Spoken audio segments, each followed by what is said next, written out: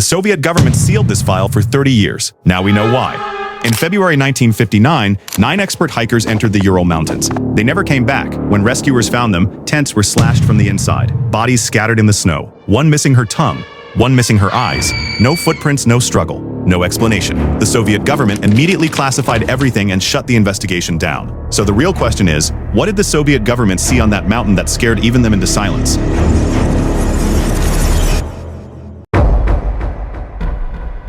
Before we talk about how they died, you need to understand who they were, because this was not a group of reckless amateurs who underestimated the mountain. These were 9 of the most experienced young hikers in the Soviet Union. Students and graduates of the Ural Polytechnic Institute, people who had trained for years specifically for expeditions like this. Their leader was Igor Dyatlov, 23 years old, quiet, methodical, and respected by everyone who knew him. He had led multiple expeditions through brutal Russian winter conditions. He had built his own radio equipment from scratch. If anyone could handle the Ural Mountains in February, it was Igor Dyatlov. The group also included Zinaida Kolmogorova, one of the most popular and beloved students at the university. Warm, fearless, and fiercely independent. And Lyudmila Dubinina, 20 years old, determined to prove she could handle anything the mountain threw at her. These were not people who panicked. These were not people who made careless mistakes. They had done this before. Many times. On January 23, 1959, the group of 10 set out from the city of Sverdlovsk. One member, Yuri Yudin, fell ill early in the journey and turned back. A decision that would save his life. He would spend the rest of his long life wishing he knew why. The remaining 9 continued deeper into the mountains. Their target was a peak called Otorten. Their plan was simple: reach the summit and return within 3 weeks. They sent postcards back to friends. They took photographs. They were happy. That was the last time anyone saw them alive.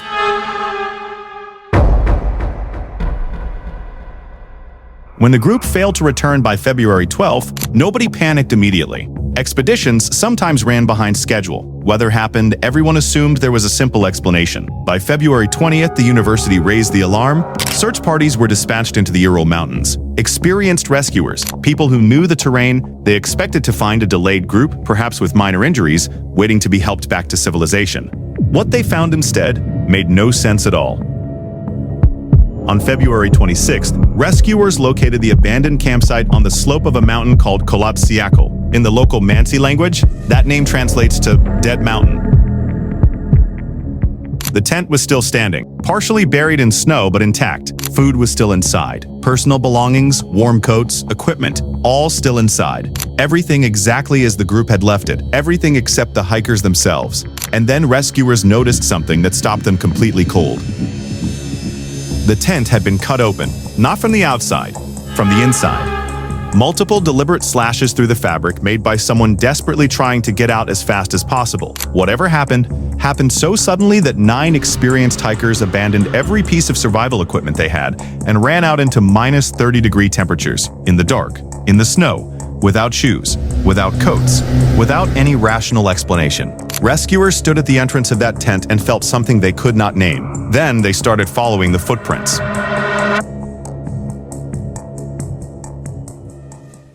The footprints led down the slope away from the tent.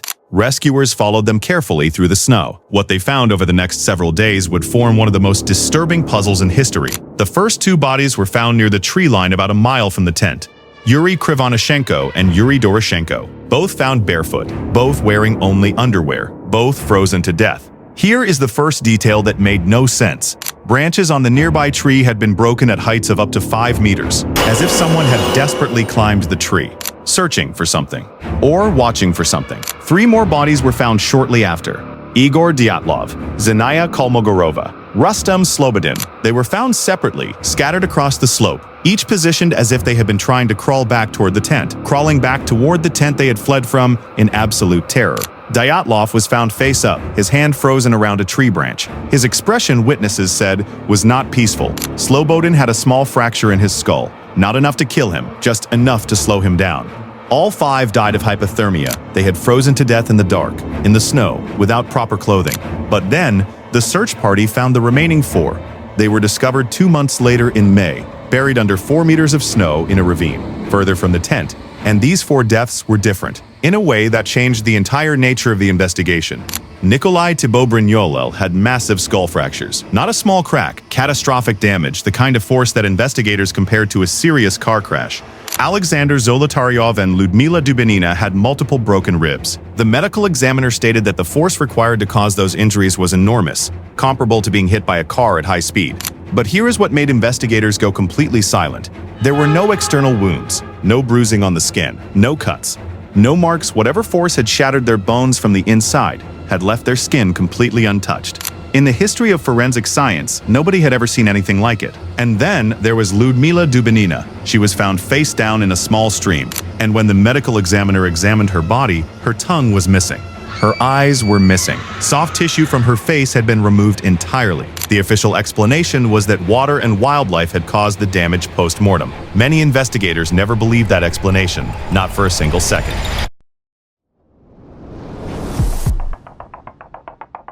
As investigators compiled the evidence, every answer they found created 3 new questions. The clothing on some of the bodies had been cut, not torn, not damaged by weather. Deliberately cut and removed. Some pieces of clothing from the ravine group were found on the bodies near the tree line, suggesting that the survivors had stripped clothing from their already dead companions to try and stay warm. Think about what that means. These experienced, rational hikers were so desperate for warmth that they stripped clothes from frozen corpses. Whatever drove them out of that tent, the alternative was worse than that. Then came the radiation. When investigators tested the clothing of the victims, 3 of the items came back with abnormally high levels of radioactive contamination. Not slightly elevated, significantly elevated. Beta radiation on specific items of clothing.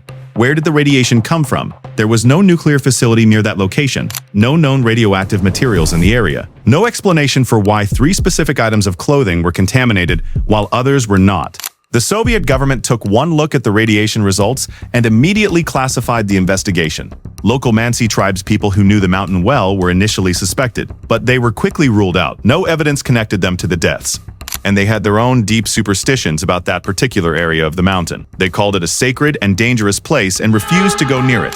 Investigators also received reports from other groups in the area that night. Multiple witnesses reported seeing strange glowing orange spheres in the sky above the Ural Mountains on the night of February 2nd. The same night the hikers fled their tent, the Soviet military confirmed the sightings but offered no explanation, and then quietly, the case was closed. The files were sealed, and the official conclusion was delivered in 4 words that satisfied absolutely nobody. Death by unknown compelling force. For 60 years, the Dyatlov Pass incident has generated more theories than almost any other unsolved event in history. And what makes this case so uniquely maddening is that every single theory has a fatal flaw: the avalanche theory. The most commonly proposed explanation is that an unexpected avalanche struck the tent, causing the group to panic and flee. Soviet investigators in 2019 officially concluded this was the most likely explanation. But here is the problem. Experienced searchers found no evidence of an avalanche at the campsite. The tent was still standing, the slope where they camped was not considered avalanche-prone by any of the searchers. And experienced avalanche survivors do not typically flee downhill away from shelter, they dig in. The infrasound theory: some scientists have proposed that specific wind patterns in the mountains can create infrasound sound frequencies below human hearing that can cause extreme psychological effects. Panic, paranoia, hallucinations, a feeling of overwhelming dread. This would explain the sudden irrational flight from the tent. But it does not explain the radiation. It does not explain the catastrophic bone fractures with no external injuries. The military weapons test theory, the radiation, the strange glowing spheres in the sky, the Soviet cover-up, and the sealed files all point many investigators toward a secret military weapons test gone wrong. Some have theorized that an experimental parachute mine, which detonates above ground creating a powerful concussive shockwave, could explain the internal injuries without external wounds. This theory is compelling, but no physical evidence of any military device was ever found at the scene. The katabatic wind theory, a 2021 scientific study, proposed that a rare and violent form of mountain wind called a katabatic wind could have created sudden extreme conditions, forcing the group from their tent. The study used snow modeling to show how an avalanche of specific size and type could have endangered the tent without leaving traditional evidence. Interesting, but still, it explains almost nothing about the bodies in the ravine. Here is the truth. Every theory explains some of the evidence. No theory explains all of it, and that is precisely why this case has never been closed in the minds of the people who have studied it.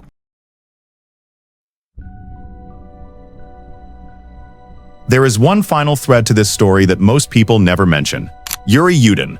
the 10th member of the expedition who turned back early due to illness, the only one who lived. Yudin spent the rest of his life haunted by what happened to his friends. He dedicated decades to studying the case, revisiting the evidence, searching for answers. He visited the past multiple times. He examined the photographs. He spoke to investigators. He never found a satisfying answer. In 2013, before his death, Yudin said something in an interview that has stayed with researchers ever since. He said, "I think about it every day, and the more I learn, the less I understand." He died in 2013 at the age of 75, still without answers, still carrying the weight of being the one who came home. The photographs taken by the hikers themselves were recovered from cameras found at the campsite. They show the group laughing, eating, setting up camp. Happy. Completely unaware, the last photograph taken by the group's cameras, taken sometime on the night of February 1, shows nothing but darkness and a strange blurred light. Investigators have never been able to conclusively identify what that light was.